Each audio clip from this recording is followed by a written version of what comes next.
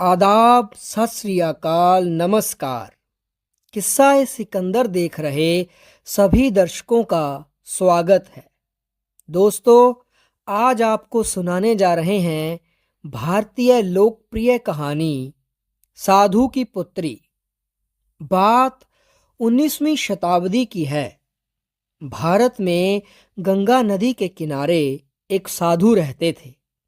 वो साधु न केवल विद्वान थे, बल्कि उनके पास जादुई शक्तियां भी थीं। एक दिन वो अपने ध्यान में मगन थे और तभी बाज की चोंच से छूटकर एक चूहिया उनके हाथों में आ गिरी। चूहिया की छोटी सी पूंछ और काली चमकीली आंखें थीं। साधु को वो बहुत अच्छी लगी। उन्होंने जादुई मंत्रों के प्रयोग से उसे एक लड़की में बदल दिया और उसे अपने साथ अपने घर ले गए। लड़की को घर ले जाकर साधु अपनी पत्नी से बोले, तुम हमेशा से संतान चाहती थी ना, तो लो, आज से यही हमारी पुत्री है। इसे पूरे देखभाल और स्नेह से पालो। साधु की पत्नी भी अपनी पुत्री को देख प्रसन्न हो उठी। वो उसे राजकुमारियों की तरह पालने लगी। देखते ही देखते कई साल बीत गए। साधु की पुत्री अब एक सुंदर युवती बन गई थी। उसे देख ऐसा लगता था कि इंद्रलोक की कोई अप्सरा पृथ्वी पर आ गई हो। जब वो 18 वर्ष की हुई तो साधु और उसकी पत्नी अपनी पुत्री के लिए वर तलाशने लगे। साधु ने कहा, मेरी बिटिया का विवाह ऐसे व्यक्ति से होना चाहिए जो सुंदर हो, शक्तिशाली हो और तेज बुद्धि संपन्न हो तथा जो सर्वगुण संपन्न हो।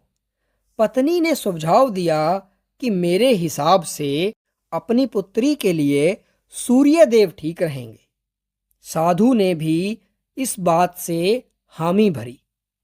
साधु ने अपने जादुई मंत्रों के प्रयोग से सूर्यदेव को नीचे बुला लिया और अपनी पुत्री से विवाह करने को कहा। पर पुत्री ने पहले ही ना कर दी। वो बोली, पिताजी, ये तो बहुत गर्म है, मैं इनसे विवाह नहीं करूंगी। मैं तो उससे विवाह करूंगी जो इनसे भी बेहतर हों। साधु निराश हो गए। उन्होंने सूर्यदेव से कहा कि वो ही कोई वर सुझाएं। सूर्यदेव ने कहा, बादलों के देवता से बड़ा कौन होगा?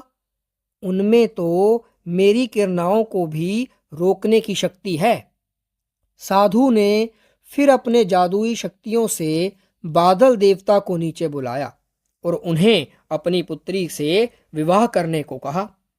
पर इस बार फिर पुत्री ने मना कर दिया। वो बोली, ये तो कितना बदसूरत है, मैं इनसे विवाह नहीं कर सकती।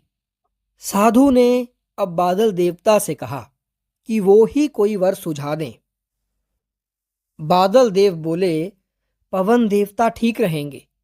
वो तो मुझे भी अपनी फूंक से उड़ा देते हैं।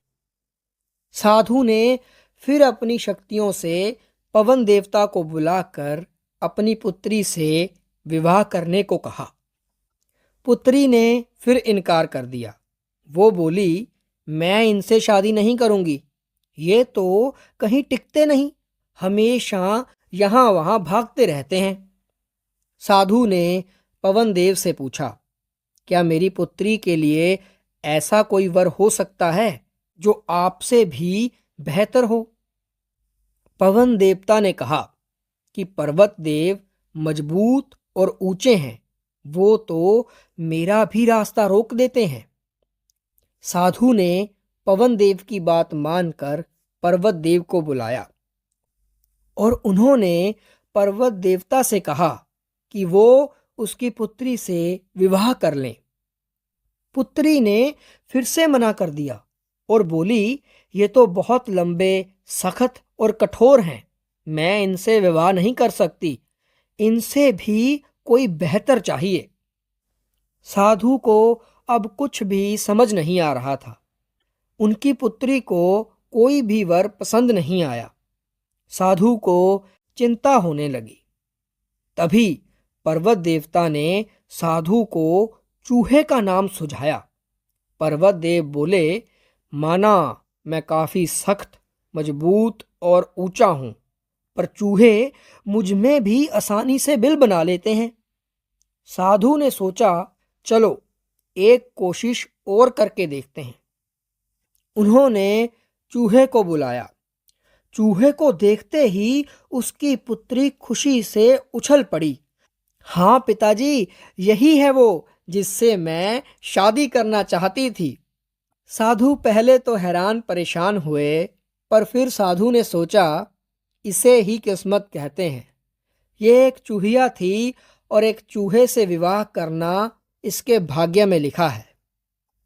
साधु ने जादुई मंत्रों के प्रभाव से पुत्री को फिर से चूहिया बना दिया।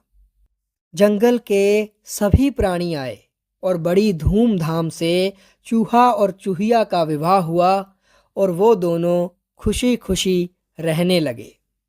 कहानी का मूल अर्थ ये हुआ कि कोई भी अपने मूल स्वभाव को बदल नहीं सकता। ऐसी ही और मज़ेदार वीडियोस देखने के लिए बने रहें किस्सा ए सिकंदर पर।